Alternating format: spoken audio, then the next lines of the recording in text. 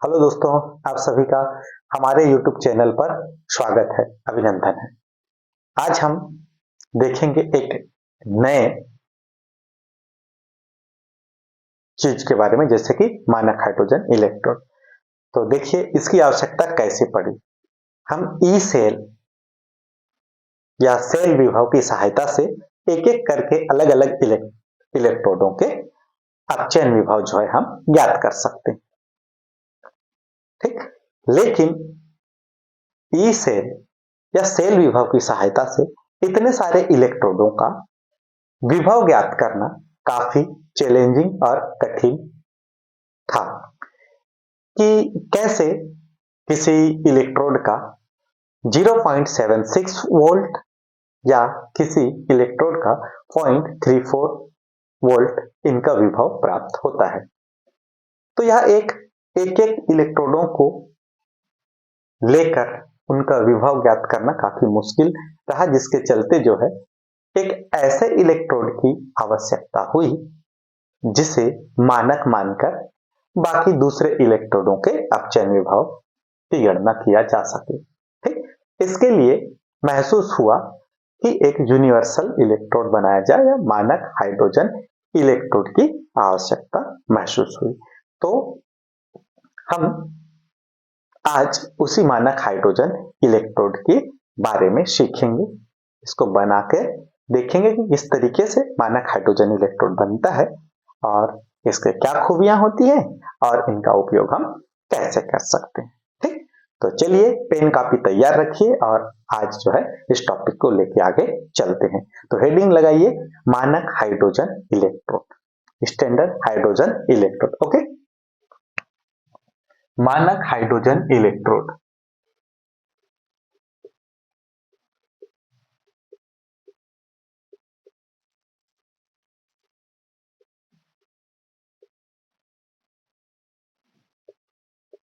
Standard hydrogen electrode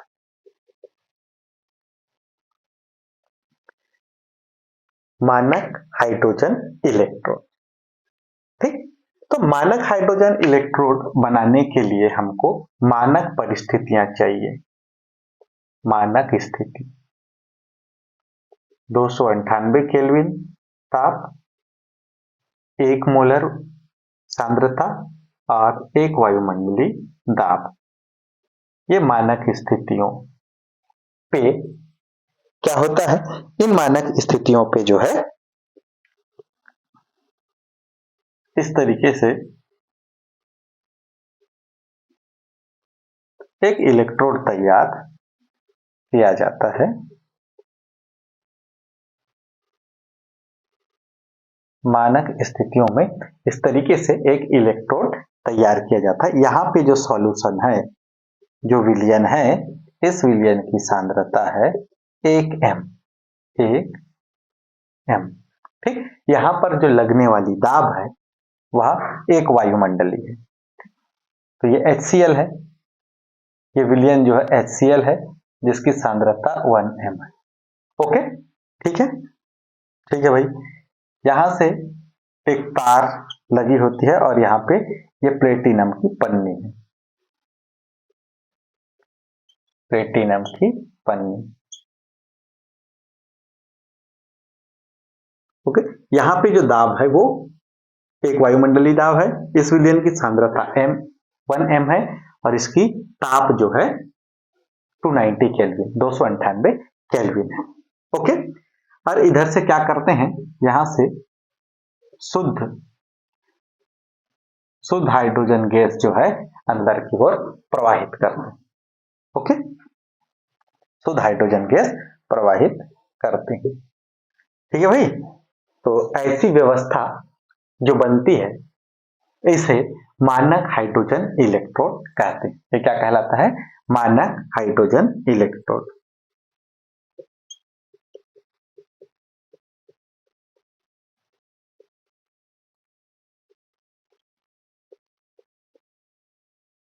मानक hydrogen electrode.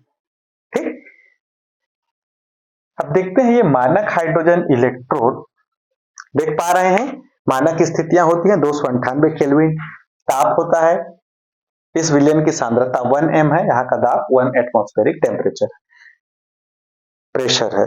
ऐसी स्थिति में जो है ये एक कांच का जो है जार है जिसको उल्टा रखा जाता है। इधर से इसमें एक नली, हवा आने के लिए एक नली है जिसमें हवा बोले तो यहाँ पे है gas, hydrogen gas. Hydrogen gas को जो है प्रवाहित किया जाता है, प्रवाहित होती है। यहाँ जो सॉल्यूशन है वो HCl है, इसकी सांद्रता 1 m है। ठीक, ऐसे कंडीशन पे एक इलेक्ट्रोड जो बनता है, इधर इसके सहायता से अन्य इसको जो है जोड़ सकते हैं। ठीक, तो ये एक हाइड्रोजन इलेक्ट्रोड का जो है डायग्राम है। इस तरीके से हाइड्रोजन इलेक्ट्रोड बनता है, मानक हाइड्रोजन इलेक्ट्रोड।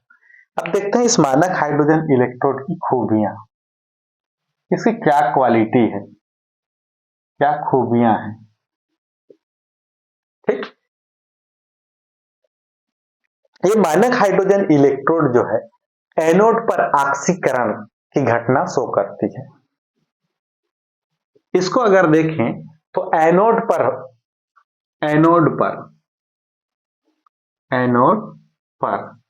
ये ऑक्सीकरण होता है।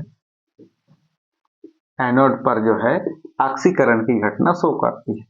ठीक, ऑक्सीकरण की क्रिया शो करती है। कौन? मानक हाइड्रोजन इलेक्ट्रोड। देखो ऑक्सीकरण है यानी कि हाइड्रोजन गैस से जो है इलेक्ट्रॉन क्या हो जाएगी, निकल जाएगी। हाइड्रोजन गैस से इलेक्ट्रॉन बाहर निकल जाएगी। ठीक, देख सकते हैं यहाँ पे, तो एनोड पे ऑक्सीकरण होता है, हाइड्रोजन गैस यहाँ पे बाहर, सॉरी, हाइड्रोजन गैस से या हाइड्रोजन से यहाँ पे क्या करते हैं, इलेक्ट्रॉन निकल जाते हैं। एनोड पर इसका ऑक्सीकरण होता है। वहीं अगर देखें दूसरी ओर कैथोड पर इसी हाइड्रोजन का अपचयन होता है,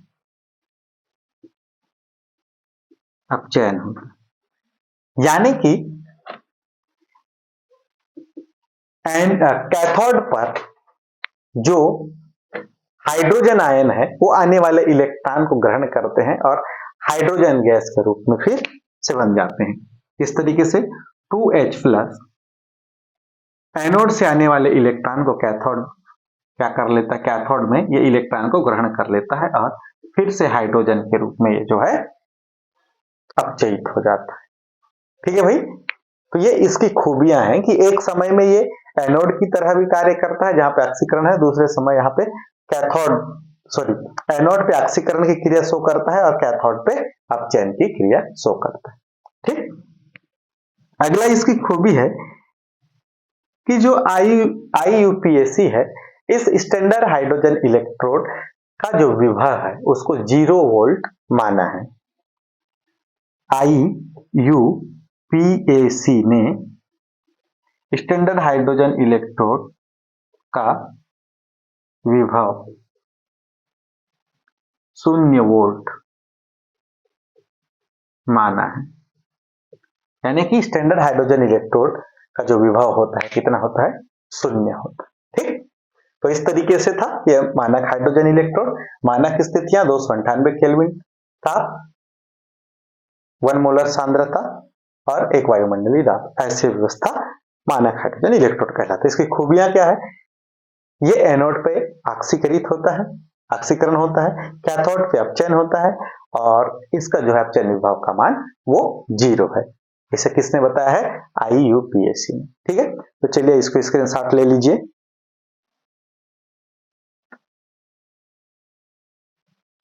ओके, ठीक, चलिए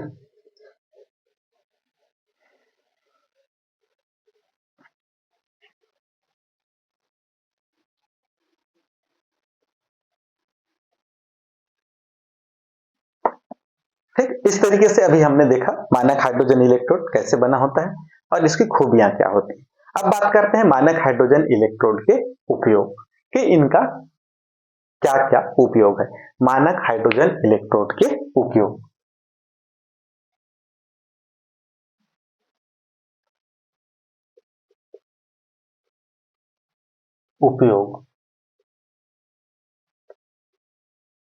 स्टैंडर्ड हाइड्रोजन इलेक्ट्रोड यानी कि मानक हाइड्रोजन इलेक्ट्रोड के उपयोग। सबसे पहले तो इसका अज्ञात इलेक्ट्रोडों का विभव ज्ञात करने में किया जाता है, या उसको कह सकते हैं अपचयन विभव ज्ञात करने में किया जा सकता है।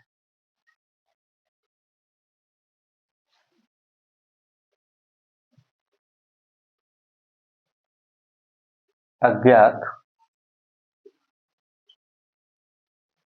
इलेक्ट्रोडों, अज्ञात इलेक्ट्रोडों मतलब कौन से धातु से बने हैं, ऐसे इलेक्ट्रोडों के, अलग अलग धातुओं के इलेक्ट्रोडों का अपचयन विभव अलग अलग होता है। तो अज्ञात इलेक्ट्रोडों के अपचयन विभव ज्ञात करने में इसका उपयोग किया जाता है। ओके, ठीक है भाई। फिर अगला है मानक हाइड्रोजन इलेक्ट्रोड का उपयोग हम एनोड के रूप में भी करते हैं। तो देखेंगे अगला एनोड के रूप में उपयोग, एनोड के रूप में उपयोग, कि एनोड के रूप में इसका उपयोग कैसे होता है। ठीक, चलिए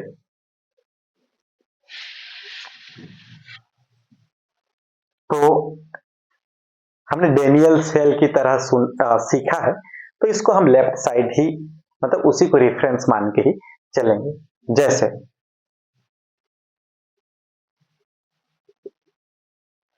इसको लेफ्ट साइड में बनाते हैं हाइड्रोजन इलेक्ट्रोड को, आप भी बनाते चलिए मेरे साथ।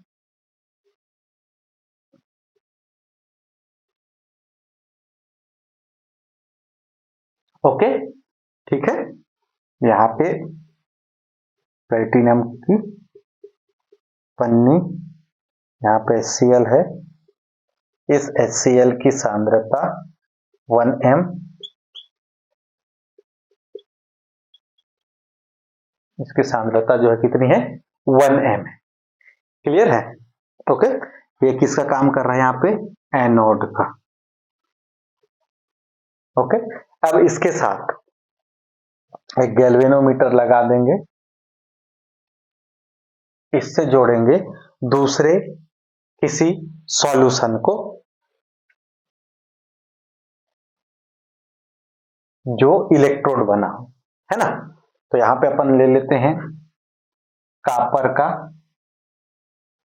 और यहाँ पे जो सॉल्यूशन भरा हुआ है, इलेक्ट्रोड कैसे बनाते हैं, जिस धातु का इलेक्ट्रोड बनाना होता है उसी के आयन वाले विलयन में घोला जाता है, डुबाया जाता है। तो ये कॉपर है, तो कॉपर को हमने क्या किया, कॉपर सल्फेट के सॉल्यूशन में डुबा दिया।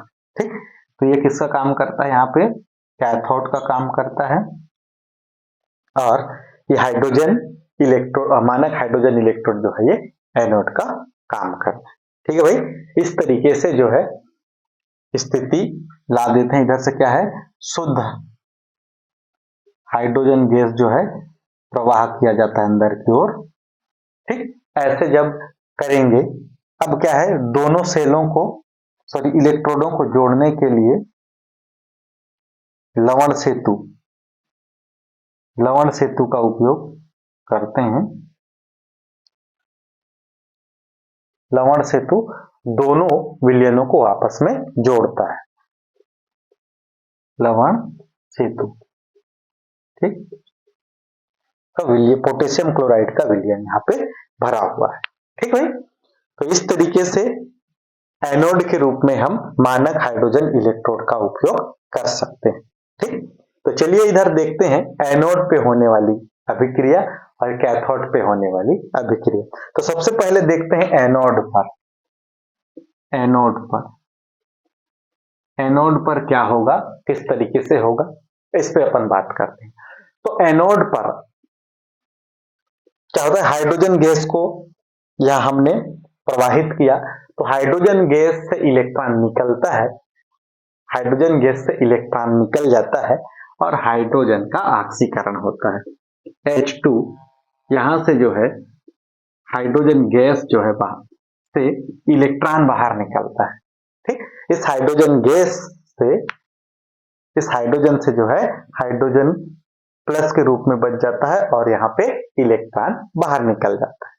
क्लियर है, इलेक्ट्रॉन बाहर निकल जाता है। तो आप देख सकते हैं कि हाइड्रोजन ऑक्सीकरण संख्या यहाँ पे, ऑक्सीडेशन नंबर यहाँ पे क्या है 0 है और यहाँ के प्लस का 1, यानी कि क्या हो गया यहाँ पे ऑक्सीकरण संख्या बढ़ा, यानी कि ऑक्सीकरण होता है। तो अपन ये देखेंगे कि एनोड में हाइड्रोजन का क्या होता है, ऑक्सीकरण होता है। तो यहाँ से जो इलेक्ट्रॉन है वो निकलता है और इसके माध्यम से इलेक्ट्रॉन आगे की ओर बढ़ता है। इलेक्ट्रॉन की ओर इलेक्ट्रॉन आगे की ओर ऐसे बढ़ेंगे, है ना, ऐसे, तो इसके विपरीत धारा प्रवाह होता है और यहाँ पे उसमें विक्षोभ उत्पन्न होगा। इस गैल्वेनोमीटर में इसकी जानकारी जो है हमको होगी। अब ये इलेक्ट्रॉन क्या करता है, कॉपर तक पहुंचता है और कॉपर के आयंस जो है यहाँ पे बैठ के देखते रहते हैं, आने वाले इलेक्ट्रॉन का इंतजार करते रहते हैं कि कब कोई इलेक्ट्रॉन आए और उस इलेक्ट्रॉन को हम ग्रहण करें।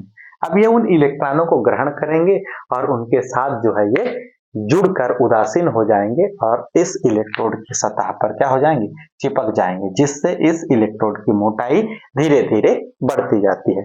कॉपर अपचयित होकर जो है कैथोड पे अपचयन में जो है प्राप्त होता है। ठीक है, यहीं पे उत्पाद के रूप में। ठीक, तो एनोड में हाइड्रोजन का क्या होता है, ऑक्सीकरण होता है। अब देखते हैं कैथोड पे होने वाली रिएक्शन, कैथोड पे क्या क्रिया होती है ना, कैथोड पर होने वाली रिएक्शन या कैथोड पे कैसे होती है। यहाँ पे कौन बैठा है, कॉपर 2+ के रूप में जो है सॉल्यूशन में है, कॉपर 2+, विलियन में जो है यहाँ कॉपर 2+ है। वो आने वाले इलेक्ट्रॉनों का क्या करता है, इंतजार करता है। तो इलेक्ट्रॉन आते हैं, ये इलेक्ट्रॉन आके इनके साथ जुड़ जाते हैं और ये जुड़ के कॉपर के रूप में ये जो है अवक्षेपित हो जाते हैं। ठीक, ये कॉपर इस इलेक्ट्रोड के सतह के बाहर जो है चिपक जाता है और इस इलेक्ट्रोड की मोटाई धीरे धीरे बढ़ते जाती है। तो आप देख पाएंगे कि यहाँ ऑक्सीकरण संख्या कॉपर का +2 है और यहाँ पे ऑक्सीकरण संख्या कॉपर का कुछ नहीं है, मतलब 0 है। तो कॉपर ऑक्सीकरण संख्या +2 से 0 हुआ, यानी कि यहाँ पे क्या हो रहा है, अपचयन हो रहा है। तो कैथोड पर कॉपर क्या हो जाता है, अपचयित हो जाता है। ठीक, तो ये कैथोड पर होने वाली रिएक्शन, ये एनोड पर होने वाली रिएक्शन। और हम देख क्या रहे हैं कि मानक हाइड्रोजन इलेक्ट्रोड का उपयोग किसके रूप में, यहाँ पे एनोड के रूप में। तो अगर हमारे पास एनोड नहीं है तो हम मानक हाइड्रोजन इलेक्ट्रोड का उपयोग एनोड के रूप में कर सकते हैं और इस रिएक्शन को जो है, इस क्रिया को कंप्लीट करा सकते हैं। ठीक है, चलिए नोट कर लीजिए।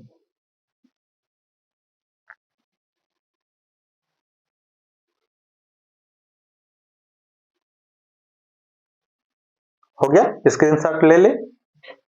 ठीक, तो ये था मानक हाइड्रोजन इलेक्ट्रोड का उपयोग अज्ञात इलेक्ट्रोडों के अपचयन विभव ज्ञात करने में। यहाँ पे एनोड के रूप में किस तरीके से हम एनोड के रूप में मानक हाइड्रोजन इलेक्ट्रोड का उपयोग करते हैं। ओके, ये उनमें होने वाली रासायनिक अभिक्रियाएं हैं, है ना, एनोड पर होने वाली अभिक्रिया और कैथोड पर होने वाली अभिक्रिया। एनोड पर ऑक्सीकरण होता है और कैथोड पे अपचयन होता है और वहीं पे जो है कॉपर प्राप्त होता है। कैथोड पे कॉपर जो है अपचयित होकर प्राप्त हो जाता है। ठीक है, चलिए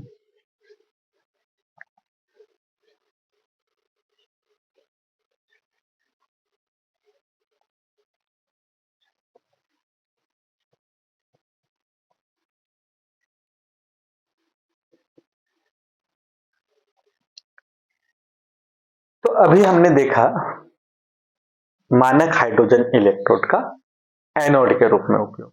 अब हम देखते हैं क्या मानक हाइड्रोजन इलेक्ट्रोड का उपयोग हम कैथोड के रूप में कर सकते हैं।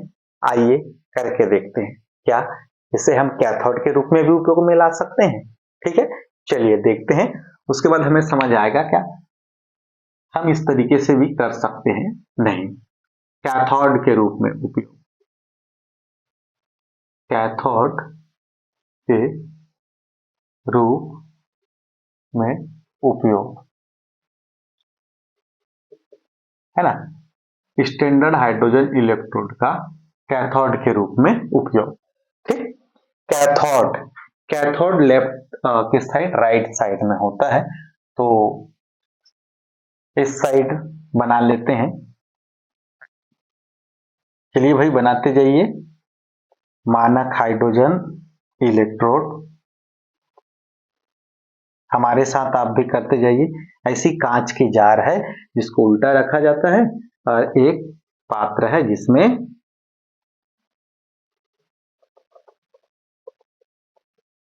एक विलयन भरा होता है।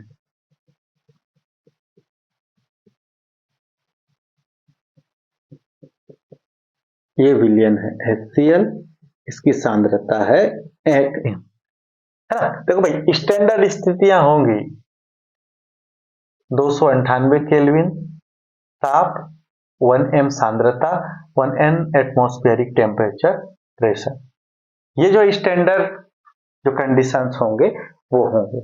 अब होता क्या है, यहां से एक प्लेटिनम की पन्नी लगी, यहां से हाइड्रोजन गैस जो है अंदर प्रवाहित किया जाता है, अंदर की ओर प्रवाहित होती है और यहाँ पे इन दोनों को जोड़ने के लिए 1 मीटर लगा होता है गैस में। अब इसको दूसरे, अब इस तरीके से ये किसके रूप में काम करेगा, यहाँ पे कैथोड के रूप में। अब इधर जो है हम देखेंगे एनोड इलेक्ट्रोड। एनोड इलेक्ट्रोड बनाने के लिए क्या करते हैं, किसी धातु को ऐसे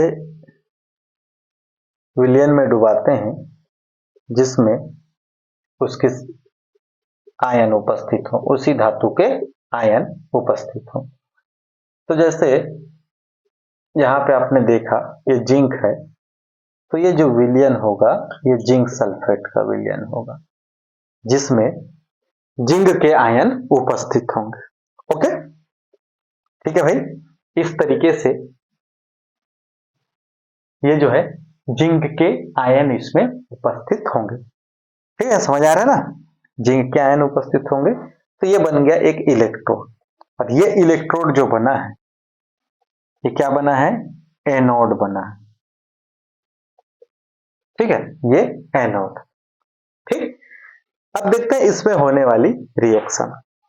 तो होता क्या है, यहां से इलेक्ट्रोड से जो है इलेक्ट्रॉन यहां छोड़कर जिंक, जिंक आयन के रूप में विलयन में चले जाते हैं। ठीक है, ओके, ये सेटअप यहां तक हो गया। क्या बच गया है भाई, दोनों विलयनों को जोड़ने के लिए लवण सेतु का उपयोग। लवण सेतु, लवण सेतु दोनों विलयनों को जोड़ता है और दोनों की सांद्रताओं को मेंटेन करके रखता है। सांद्रताओं को जो है मेंटेन करता है, आयनों की आवश्यकता को पूर्ति करता है। जहां जिस आयन की आवश्यकता होती है उस वाले विलयन को वह आयन वो प्रदान करता है। ठीक है, क्लियर है भाई। तो ये बन गया एनोड और यहाँ पे कैथोड। ठीक, हम देख रहे हैं मानक हाइड्रोजन इलेक्ट्रोड का कैथोड के रूप में उपयोग। ठीक, चलिए अब देखते हैं इनमें होने वाली रासायनिक अभिक्रिया। इनमें होने वाली रासायनिक अभिक्रिया, तो सबसे पहले किससे, जिंक से, जिंक वाले इलेक्ट्रोड से, यानी कि एनोड से, एनोड पर होने वाली रिएक्शन।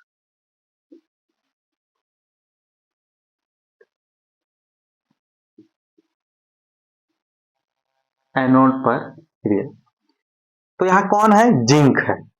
जिंक किस अवस्था में है, जिंक जो है सॉलिड अवस्था में है। इस सॉलिड जिंक से, मतलब ठोस अवस्था में, तो क्या होता है, जिंक से इलेक्ट्रॉन जो है बाहर निकलता है और ये जिंक 2+ के रूप में बन के इसके आयन इस विलयन में चले जाते हैं। ठीक है, तो ये एनोड पर ये क्रिया होती है और आप देख पाएंगे कि एनोड पर जिंक 0 से जिंक 2+ हो रहा है, मतलब कौन सी क्रिया हो रही है, ऑक्सीकरण संख्या बढ़ रही है, यानी कि यहाँ पे ऑक्सीकरण की क्रिया हो रही है। तो एनोड पर ऑक्सीकरण हो रहा है। ठीक, ओके। अब देखते हैं भाई दूसरा कैथोड पर, कहां पे, कैथोड पर क्रिया। कैथोड में कौन है? मानक हाइड्रोजन इलेक्ट्रोड है ना। कैथोड पर मानक हाइड्रोजन इलेक्ट्रोड है। हमने इसके स्टार्टिंग में इसकी खूबी में देखा था कि मानक हाइड्रोजन इलेक्ट्रोड जहां अपचयन की आवश्यकता होती है वहां पे कैथोड के जैसा काम करता है, और जहां पे एनोड चाहिए वहां उसका ऑक्सीकरण क्रिया जो है देता है। तो यहाँ पे कैथोड है, तो हुआ क्या है, यहां से इलेक्ट्रॉन, एनोड से इलेक्ट्रॉन निकल के इस कैथोड की ओर आ रहे हैं। तो उन इलेक्ट्रॉनों को मानक हाइड्रोजन इलेक्ट्रोड का जो हाइड्रोजन आयन होता है वो उनको ग्रहण करता है। ये जैसी यहां से हवा हाइड्रोजन गैस अंदर आता है ना, यहाँ आता है और यहाँ पे ये H+ के रूप में उपस्थित रहते हैं। ठीक, ये H+ आने वाले इलेक्ट्रॉन को क्या करते हैं? ग्रहण करते हैं। आने वाले इलेक्ट्रॉन को ग्रहण करते हैं। H+ आने वाले इलेक्ट्रॉन को ग्रहण करते हैं और अपचयित हो जाते हैं, और इस तरीके से H2 के रूप में ये फिर वापस बन जाते हैं। H2 के रूप में जो है ये वापस बन जाते हैं। तो आप देख पाएंगे कि हाइड्रोजन +2 से हाइड्रोजन 0 हुआ, यानी कि यहाँ हाइड्रोजन का क्या हो रहा है? अपचयन हो रहा है। हाइड्रोजन अपचयन हो रहा है। ठीक है भाई। तो इस तरीके से कैथोड पर जो है अपचयन की क्रिया होती है। ठीक, और हम मानक हाइड्रोजन इलेक्ट्रोड का उपयोग कैथोड के रूप में भी कर सकते हैं। चलिए इसको स्क्रीनशॉट ले लें।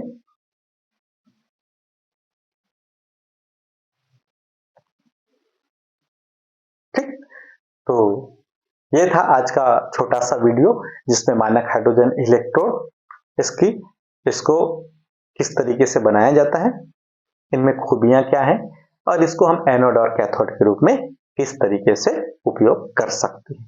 ठीक, तो आज के लिए बस इतना ही। नेक्स्ट वीडियो में आपके साथ फिर मुलाकात होगी। तब तक के लिए आप सभी को जय हिंद।